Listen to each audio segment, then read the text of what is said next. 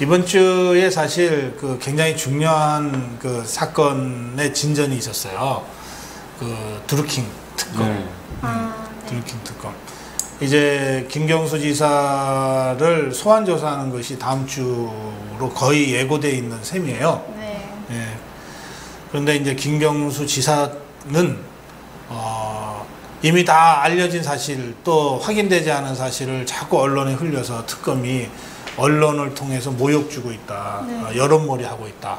또 이렇게 강력하게 반발하면서 그러나 특검 수사는 내가 언제든지 당당하게 받겠다고 그동안 얘기해왔고 앞으로도 그럴 것이다. 하여튼 이게 김경수 지사 쪽의 공식적인 입장입니다. 자, 이 특검 상황을 여러분들은 어떻게 보십니까? 이번엔 지민 씨부터 하실래요? 드루킹 특검이 지금 보면 그 드루킹이 단순히 댓글 공작이나 네이버 블로그에 이제 허위의 사실을 올려서 이제 여론 조작을 시도한 것뿐만이 아니라 네. 그 문재인의 공약이나 연설문에도 손을 댔다면서요.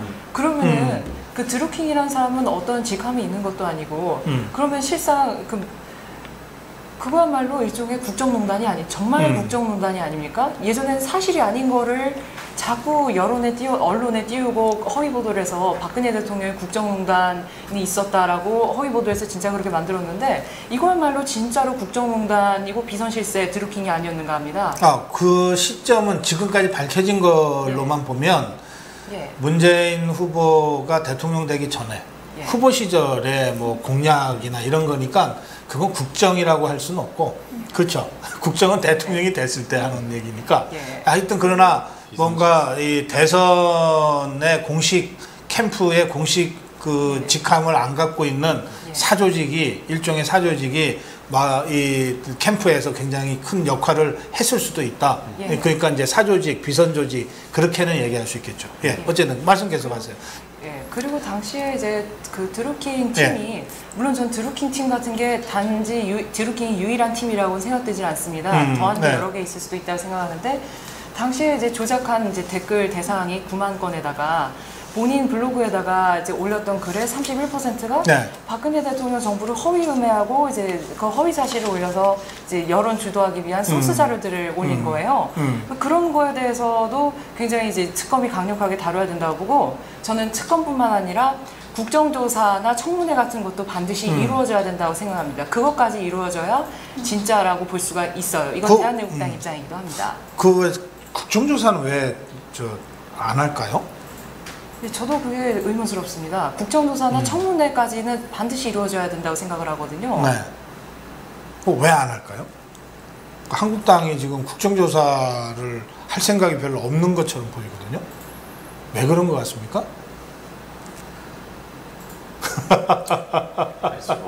그래요? 제가 이 문제는 한 달쯤 전, 두 달 전에 몇 번 제기한 건데요. 저는 이 드루킹의 댓글 조작이 지금 이 사람들이 2016년 10월, 11월부터 킹크랩을 갖고 시작했다는 거 아니에요? 2016년 11월로 지금 돼 있죠? 그러면 그때가 박근혜 대통령 탄핵이 2016년 12월 9일 국회에서 의결됐고 2017년 3월 10일 헌법재판소에서 이제 결정됐잖아요.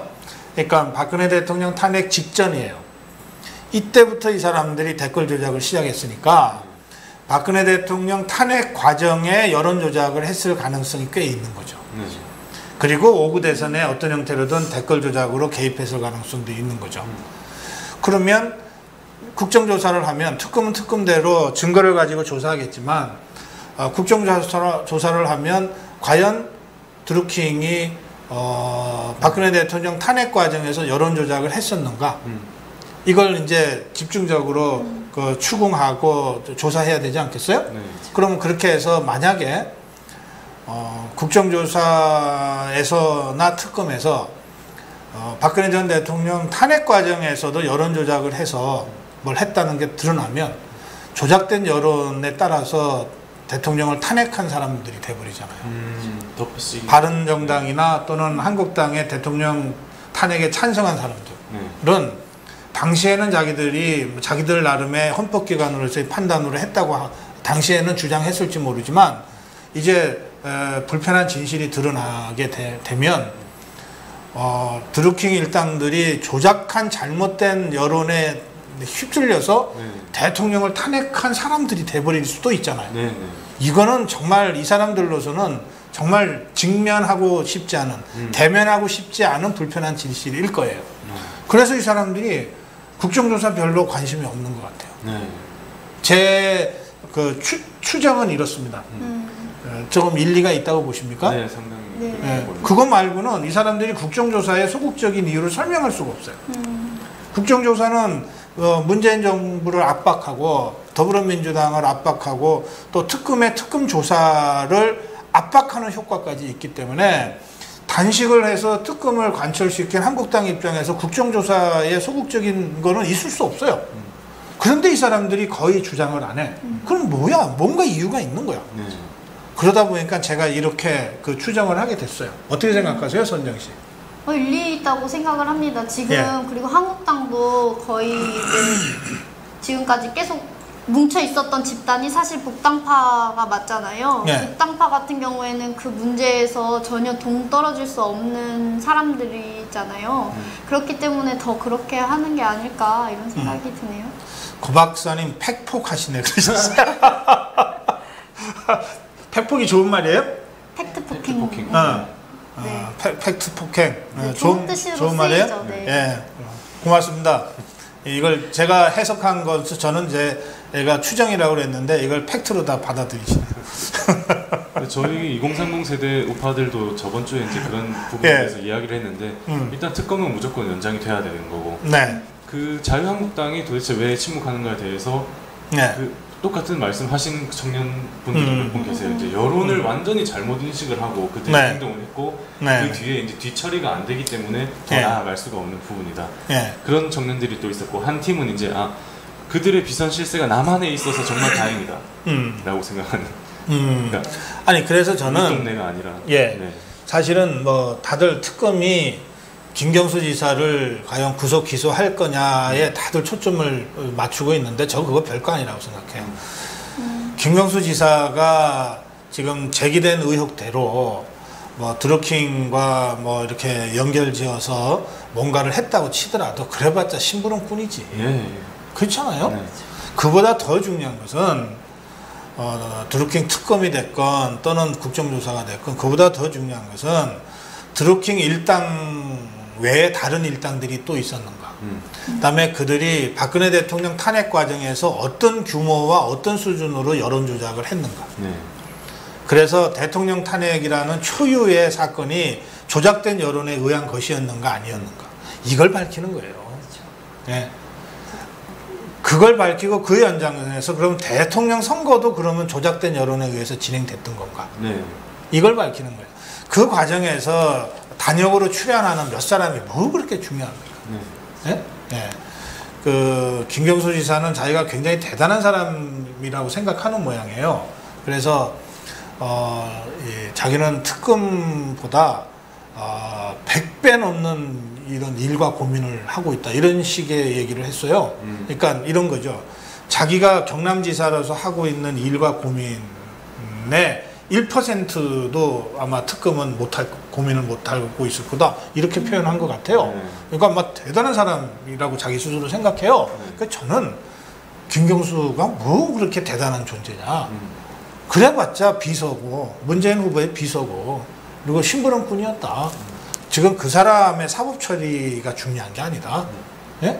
아니 지금 보수 우파 입장에서는 대통령 2사람 감옥 가 있고 뭐 국정원장 4명이 지금 감옥 가 있고 그리고 장관 수석들이 막 줄줄이 감옥에 가 있고 이제 곧 국방장관도 뭐 불려가서 조사받는다 그러고 내란의 쿠데타 음모로 몰아치면은 수많은 장성들이 다 감옥 가야 될 판인데 그보다 더 중요한 일이 있다.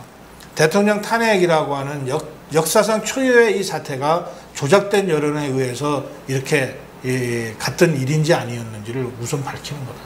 저는 이제 그렇게 생각하죠. 그리고 그 자본 자체가 지금 국내에서 형성된 자본이 아니라는 또 이야기들을 많이 하고 있습니다. 그래서 북한 쪽이나 중국 쪽에서 연루가 된 것이 아닌가.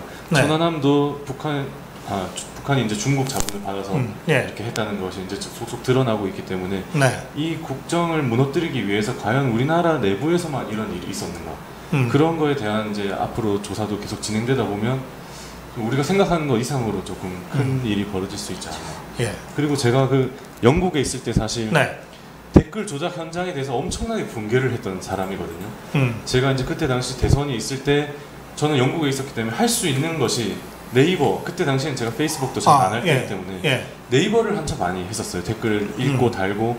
근데 어느 순간 어느 시점부터 너무나도 일관된 댓글들이 한 번에 공감수를 막 300~400씩 받아서 베스트 리플로 딱 올라가는 거를 너무 많이 목격했어요. 그 다음에 제가 이제 거기에 있는 키워드가 몇 개 있다는 걸 봤습니다. 예를 들면 뭐 쭉쭉쭉 쓰고 민중이라는 단어가 들어가 있으면 그 민중이라는 단어가 들어간 리플들만 배풀이 쫙 되는 겁니다. 그래서 이건 분명히 뭔가 돌아가는 게 있다. 그리고 나중에 보니까 이제 네이버 부사장 출신이 또 이제 홍보수석으로 이제 들어가는 걸 보고 그래서 그것까지 해서 전부 다 아마 그 드루킹 사건 안으로 들어가 있어야 될 것이고 그렇게 하다 보면 이제 정부 차원에서도 그 책임을 절대로 피할 수 없을 거라고 그렇게 생각합니다. 알겠습니다. 이게 벌써 시작한 지 1시간 넘어서 이제 한 10분 정도 남았습니다. 그 세 분께 이제 얘기하고 싶은 거 얘기할 수 있는 기회 드릴게요. 그게 그거거나 아니면 상대방한테 질문을 하거나 또는 저를 비판하거나 다 좋습니다. 어느 분이 먼저 하시겠습니다. 저는 얘기하고 싶은 건 있었어요. 그 박선숙 바른미래당 의원을 환경부 장관으로 그 홍영표 그 의원이 추천을 했다. 그건 자기 추천한 적 없대요. 네, 자기는 추천한 적 없다고 했었는데 어쨌든 만약에 이것이 사실인지는 아직 모르잖아요. 사실 그렇게 홍영표 대표께서는 그렇게 이야기를 하셨지만은 이게 사실 박선숙 의원 같은 경우에는 바른미래당에서도 어쨌든 인정을 안 하고 있어요. 네, 그렇지. 왜냐면은 지금 그분들 있잖아요. 민평당이라고 여겨지는 3인방이 있어요. 이상돈님, 박주연님, 장정순님. 이분은 이제 지금 바른미래당에 있는데 마음은 콩밭에 있잖아요. 지금 민주평화당에 가 있단 말이에요. 그분과 함께 이분도 사실은 국당이랑 바른정당이랑 합치면서 약간 외길을 걷고 있으신 분이거든요. 그래서 이게 협치를 하는데 바른미래당이 아니고 왜 이렇게 여당 친화적인 사람을 이렇게 홀로 환경부 장관으로 가게 하느냐, 이게 협치가 맞느냐 이런 얘기가 있는데 저희 당 내에서 나온 것도 그런 목소리고, 사실 저는 한국당이 더 논평이 된 게 너무 재밌었는데 김성태 의원 같은 경우는 이렇게 이야기를 했더라고요. 왜 우리 빼고 협치하려고 하냐 이렇게 나와가지고 맞는 말이죠. 네, 왜 우리 빼고 그 적폐라고 일단 규정을 했잖아요. 문재인 그 정권이. 사실 그래서 협치를 자유한국당까지 갈까 이거에 대해서도 사실 의문이 있어요. 사실. 그래요. 또 다음에 지민 씨. 자, 지민 씨. 예, 이제 드리고 싶은 말씀은 그거예요. 우파가 좌파한테 패배한 요인은 지금 좌파들이 굉장히 정교하게 그런 공작을 해왔잖아요. 그래서 그에 대한 면역도 없었을 뿐더러 1차적으로 그들한테 표현하는 방법은 이제 분노였습니다. 그렇기 때문에 어느 정도 우파가 좌파한테 심리적으로 패배 요인 중에 하나가 그거였다고 생각합니다. 근데 좌파들은 자신들이 도발하면 우파가 화낼 줄 알고 있었어요. 그렇기 때문에 한 번 더 당했습니다. 그래서 여러 전방위적인 이제 그 열세가 있었지만 그 중에 하나 이제 우파 국민들이 좌파들한테 밀렸던 이유는 어떤 심리적인 요인에 의한 것이 크다. 그래서 앞으로는 이것을 부탁드리고 있습니다. 시청자 여러분께. 이제는 우파가 좌파를 도발해야 된다. 그리고 공격적이고 투쟁적이고, 그리고 그들한테 어떤 면에서든 단지 선전뿐만 아니라 어떤 정책이나 전문성 면에서도 밀리지 않고 자신감을 가져야 한다. 그래서 그런 점을 부탁드리고 싶어요. 그래서 앞으로는 이제 수많은 좌파들을 볼 겁니다. 그리고 본인이 우파라고 하면서 좌파 행태를 하는 사람도 볼 거예요. 어떤 당은 뭐 그렇죠. 강령에다가 5.18이나 6.10 민중항쟁을 계승하겠다 이런 표현을 쓰기도 하죠. 그래서 그런 경우에 분노하기보다는 그들에게서 뭐가 잘못되는지를 냉철하게 찌를 필요가 있습니다. 그래야만 우파가 살아남을 수 있습니다. 그래요. 네, 박결 대표. 네, 저는 지금 이제 청년들끼리 이야기를 많이 나눕니다. 라운드 리버티에서 그렇고 지금도 우리 청년들끼리 이야기를 나누고 있는데 예. 그 당이 다 달라요. 저도 뭐 자유한국당 위원들하고 이야기도 하고 바른미래당하고 대한애국당하고도 이야기를 나누는데 청년들끼리는 의견이 조금 다르더라도 우리는 아무래도 어릴 때부터 토론을 많이 하고 발표를 많이 해온 그런 교육을 받은 세대들이라서 서로 조금 다름을 인정을 하고 이제 들어가기 때문에 그래요. 저랑 지민 씨랑 저랑 선덕 씨랑 뭐 사석에서 이거 방송 꺼지면 바로 멱살 잡고 뭐 전혀 그렇지 않거든요. 그래서 어느 정도는 서로의 역할이 있다는 걸 인정하고 어느 정도의 다름을 인정하기 때문에 그리고 우익의 그 기본 개념 자체가 다르기 때문에 그 다른 사람들끼리 경쟁하면서 발전한다는 그 기본 전제가 있지 않습니까? 그래서 어르신들께서도 우리끼리 이렇게 뭐 조금씩 방송 내부에서 뭐 의견의 차이가 있고 뭐 실제로도 뭐 만약에 뭐 집회 현장이라든지 그런 큰 현장에서는 아주 크게 싸우는 모습도 보일 수도 있지만 그것조차 이제 청년들끼리 의견이 다양해지고 있구나. 우파의 노선 자체가 다양해지고 있다. 그렇게 이해를 해주신다면은 이게 모든 것이 발전의 과정이다 라고 생각해 주실 수 있다고 봅니다. 그래서 청년들끼리도 계속적으로 이렇게 논의를 하고 다른 의견은 왜 다른가에 대해서 서로 연구를 할 테니까 그런 부분에 대해서 좀 잘 봐주셨으면 좋겠습니다. 그래요. 여기 질문이 있습니다. 박결 대표한테. 박결 군. 네.